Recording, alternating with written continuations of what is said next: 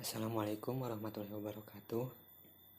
Pada kesempatan kali ini saya mengerjakan tugas yang diberikan oleh Bapak Mutar terkait dengan materi kuliah SIM SIA dan peranan komputer pada SIM dan SIA. Sebelumnya perkenalkan, nama saya Sandro Ardena dari Prodi Akuntansi kelas A karyawan. Yang pertama yaitu tentang mencari artikel tentang SIM dan SIA lalu cetak. Nah, artikel dalam jurnalnya dengan keyword sistem informasi dan manajemen sistem informasi akuntansi. Untuk hal itu sekarang mulai saja mencari jurnal yang akan saya download dan cetak. Nah, di sini sudah tertera, sudah diketik sistem informasi di keywordnya, lalu kita cari.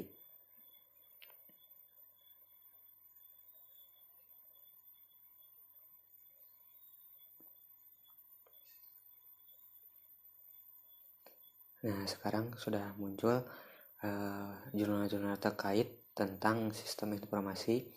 Ada banyak jurnal-jurnalnya dan saya akan mendownload 3 saja sesuai dengan perintah, minimalnya 2 atau 3. Mari kita download dulu.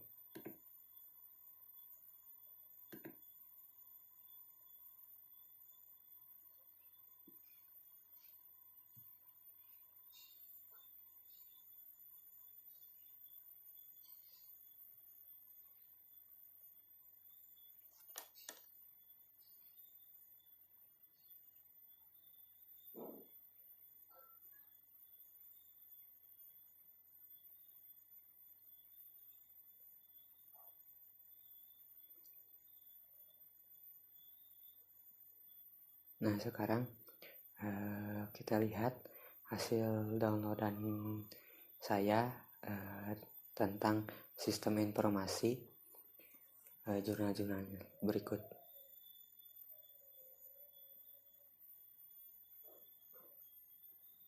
Nah, sekarang sudah terdownload dan saya nanti akan cetak.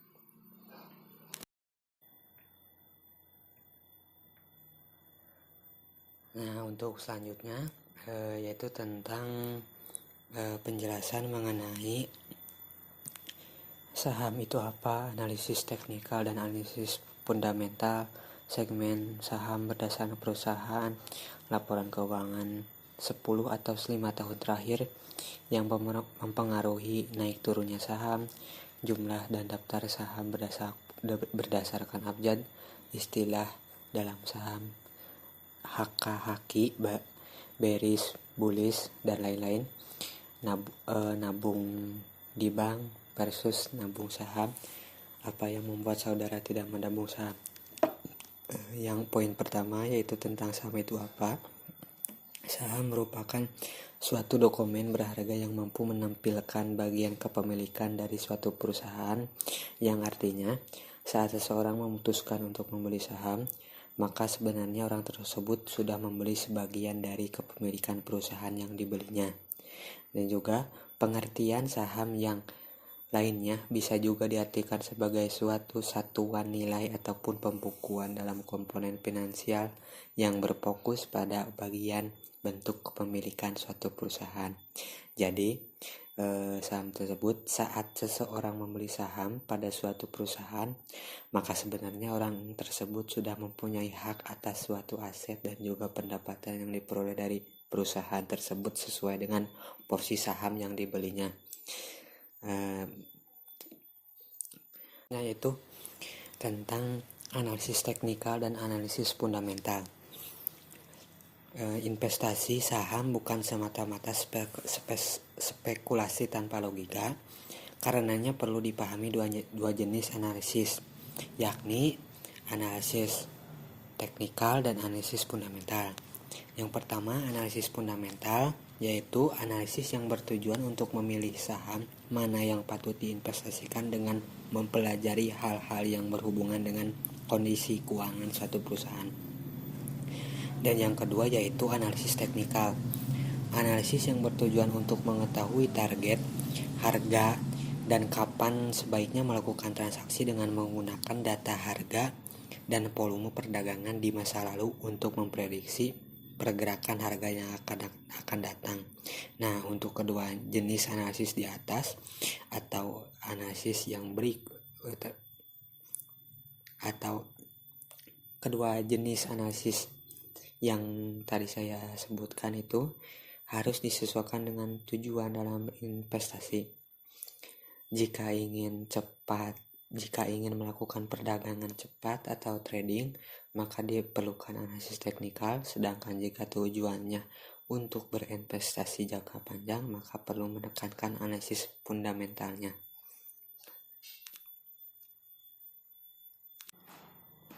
Untuk poin selanjutnya yaitu tentang segmen saham berdasarkan perusahaan.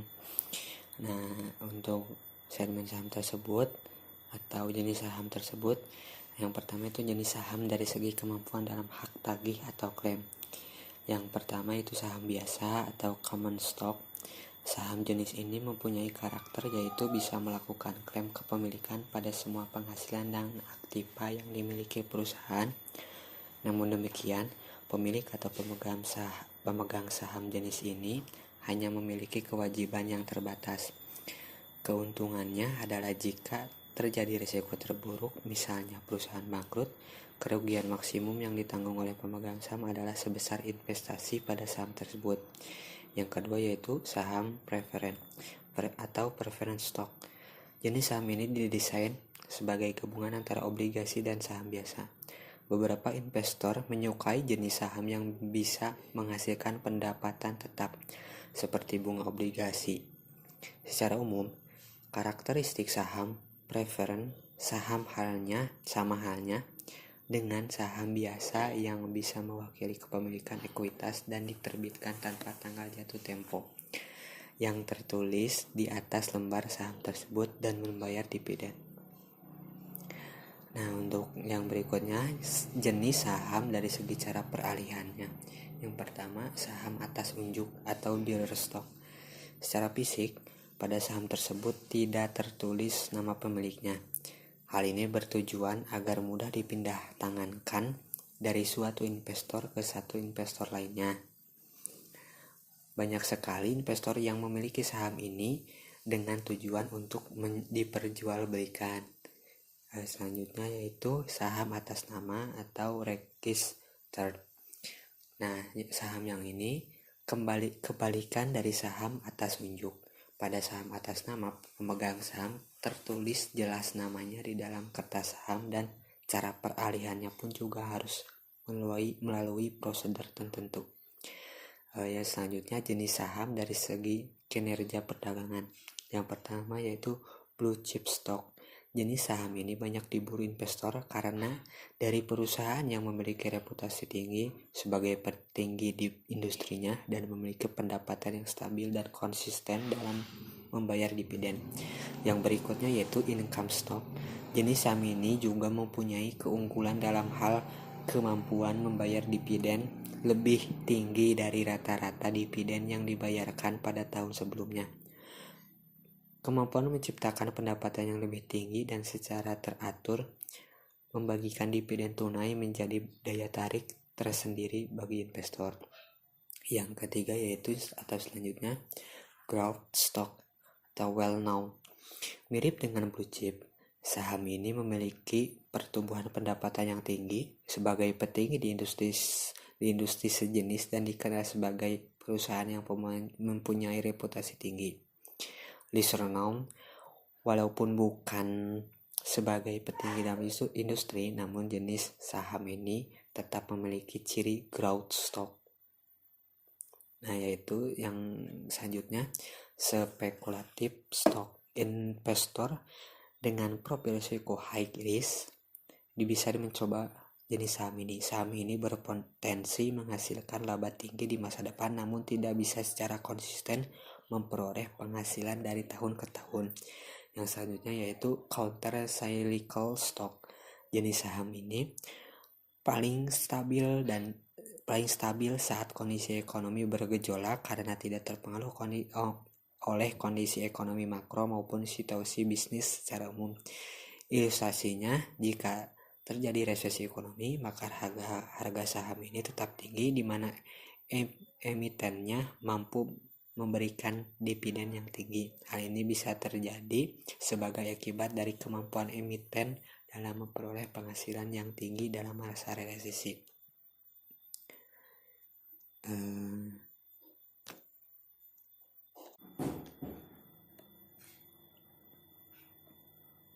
Nah, untuk selanjutnya tentang laporan keuangan 10 atau 5 tahun terakhir. Berikut laporan keuangan 5 tahun terakhir dari 2014 sampai 2018. Bisa kita lihat penjualan neto atau penjualan bersihnya dari tahun ke tahun itu agak menurun. Kalau contoh yang ini ya, lihat dari 2014 itu 2 miliaran ke 2 miliar 600 jutaan, terus 2015 menurun, 2016 lagi menurun, sampai 2018 itu bisa kita lihat sedikit menurun atau lumayan signifikan menurunnya. Nah, ini merupakan pertimbangan yang dilakukan oleh calon investor untuk bisa menyimpan atau membeli saham pada perusahaan-perusahaan terkait yang akan diinvestasikan dari banknya.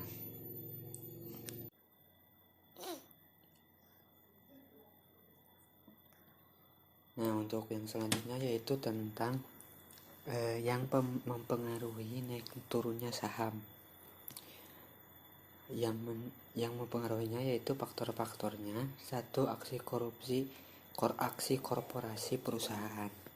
Aksi korporasi yang dimaksud di sini berbentuk kebijakan yang diambil jajaran manajemen perusahaan.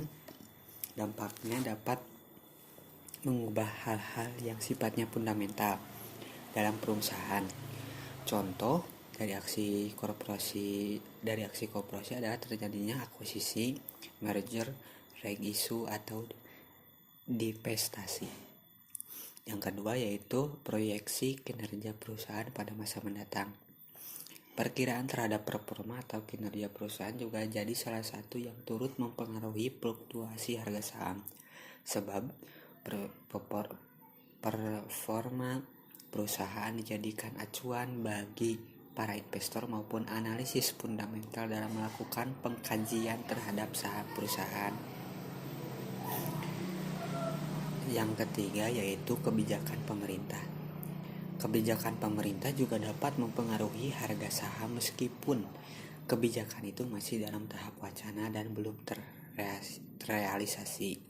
Banyak contoh dari kebijakan pemerintah ini yang menimbulkan volatilitas harga saham seperti kebijakan ekspor impor, kebijakan perseroan, kebijakan utang, kebijakan penanaman modal asing atau PMA, dan lain sebagainya. Nah, untuk yang keempat yaitu fluktuasi kurs rupiah terhadap mata uang asing. Kuat ataupun lemahnya kurs rupiah terhadap mata uang asing seringkali menjadi penyebab naik turunnya harga saham di bursa. Secara logika, ini sangat masuk akal.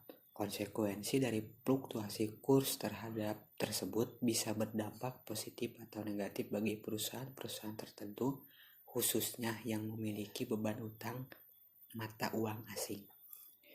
Nah, yang kelima yaitu kondisi fundamental ekonomi makro. Kondisi fundamental ekonomi makro juga memiliki dampak langsung terhadap naik dan turunnya harga saham. Misalnya, yang pertama yaitu naik atau turunnya suku bunga yang diakibatkan kebijakan Bank Sentral Amerika atau Federal Reserve. Naik atau turunnya suku bunga acuan Bank Indonesia dan nilai ekspor impor yang berakibat langsung pada nilai tukar rupiah terhadap dolar Amerika Serikat. Tingkat inflasi juga termasuk dalam salah satu faktor kondisi ekonomi makro. dan sebagainya. Dan yang keenam yaitu rumor dan sentimen pasar. Pasar saham ini sangat rawan akan info-info manipulatif, berita ataupun rumor. Sekadar isu saja yang entah dari mana sumbernya bisa saja berpengaruh terhadap kenaikan atau penurunan harga saham.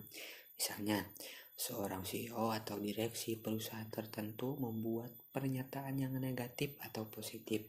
Secara otomatis, harga saham perusahaan yang bersangkutan akan dapat terkoreksi, baik naik atau maupun turun secara tiba-tiba. Faktor yang ketujuh yaitu faktor manipulasi pasar. Manipulasi pasar saham juga kerap terjadi dan bisa secara langsung berdampak pada naik atau turunnya harga saham. Bagaimana ini bisa terjadi? Manipulasi pasar biasanya dilakukan investor berpengalaman dan bermodal besar dengan memanfaatkan media massa untuk memanipulasi kondisi tertentu demi tujuan mereka, baik mau menurunkan ataupun meningkatkan harga saham. Nah, poin-poin berikut merupakan faktor-faktor yang mempengaruhi naik turunnya saham.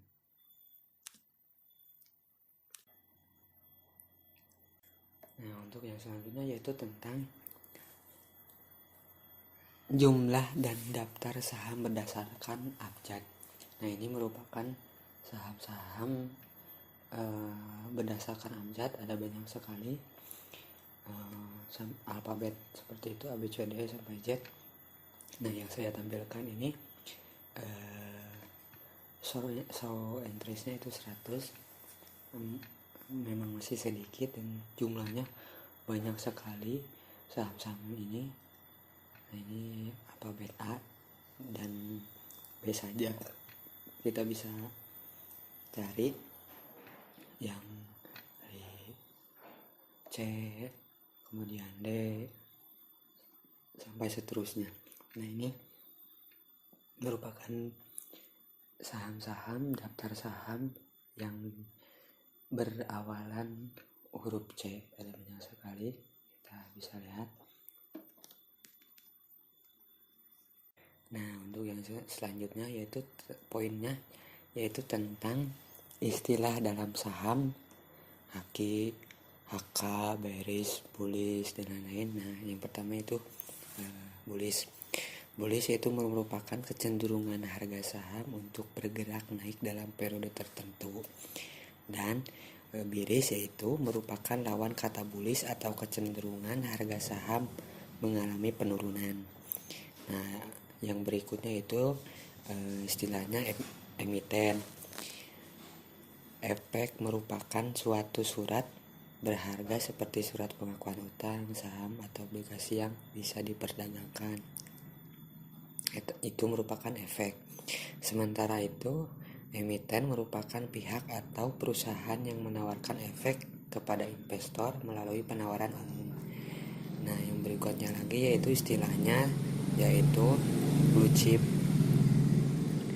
Saham blue chip merupakan saham lapis satu yang berfungsi menggerakkan indeks harga saham gabungan atau IHSG dengan kapitalis pasar mencapai di atas 10 triliun. Nah, yang berikutnya lagi ada saham middle cap atau mid cap yang merupakan saham lapis kedua dengan kapitalisasi pasar antara 500 miliar rupiah sampai 10 triliun rupiah. Nah, yang selanjutnya ada lagi istilahnya saham small cap atau saham lapis 3 yang merupakan saham dengan kapitalis pasar di bawah 500 miliar rupiah. Nah, yang tadi saya sebutkan itu merupakan istilah-istilah yang ada dalam saham. Nah, yang ke-8 yaitu nabung bank versus nabung saham.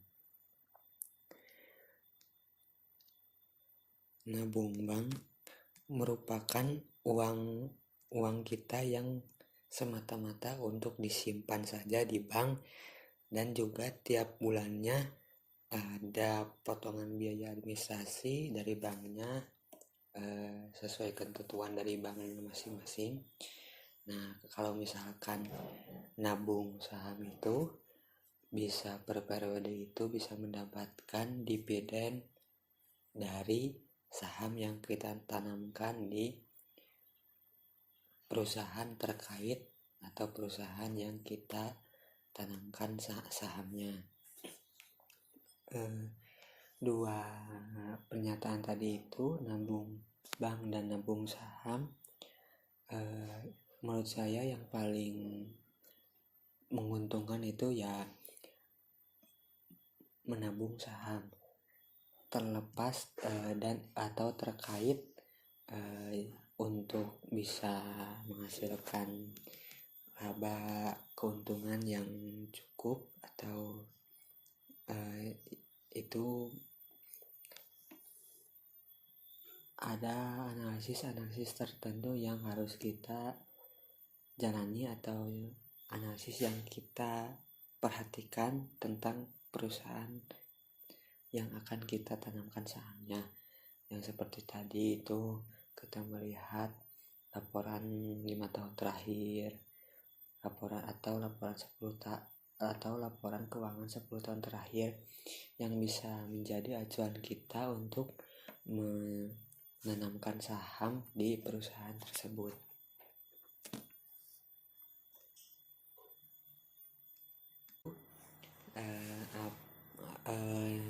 Apa yang membuat saudara tidak menabung saham? Sejujurnya saya itu sudah ada niatan untuk menabung saham, tetapi karena adanya satu hal lainnya, saya uang yang saya dapatkan itu banyak kepentingan lainnya. Mungkin nanti saya akan berinvestasi saham untuk bisa mengembangkan ilmu yang saya dapatkan dari pelajaran matkul komis ini atau pelajaran saham yang saya dapatkan dari saya membaca, dari yang saya pelajari di kampus, di perkuliahan. Nah, ini merupakan saham LQ4H yang akan saya cetak dan yang akan saya unduh terlebih dahulu dan saya cetak sebagai acuan dari tugas yang diberikan oleh Bapak Muhtar, dan sebagai acuan jika saya mempraktekkan atau menanam saham di perusahaan-perusahaan yang di antara perusahaan-perusahaan yang terdapat di saham LQ45 ya. Yang selanjutnya itu membuat akun di Stockbit. Yang saya lakukan ini membuat akun di Stockbit. Nah, yang pertama itu bisa mendaftar lewat Google atau mendaftar lewat Facebook, atau bisa lewat email lagi ada. Nah, saya mau register melalui login dengan Google.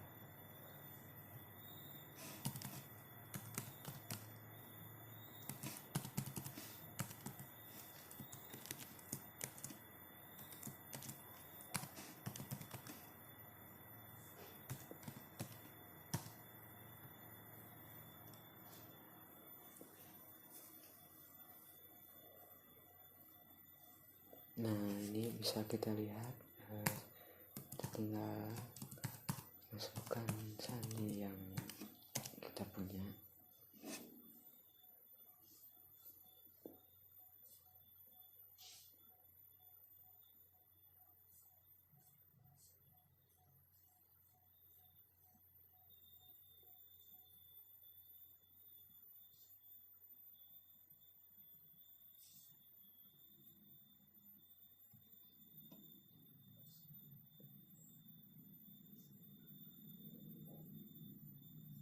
Nah, ini sudah ada.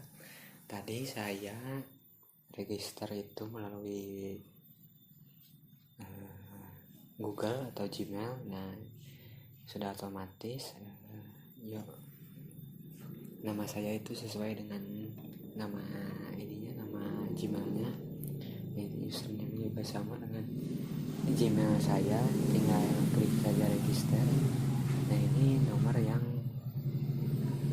untuk memverifikasi.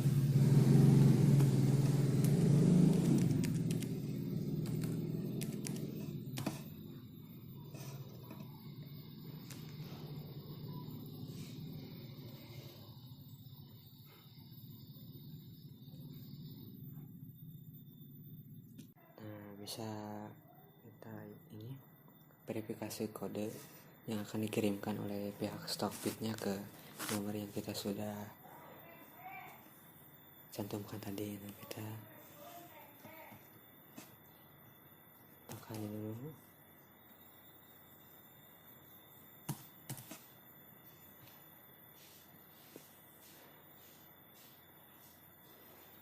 Sedang loading. Nah, registration successful. Nah, ini berarti kita sudah mendaftar dengan berhasil. Kita tunggu saja, nanti akan muncul beranda Stockbit-nya.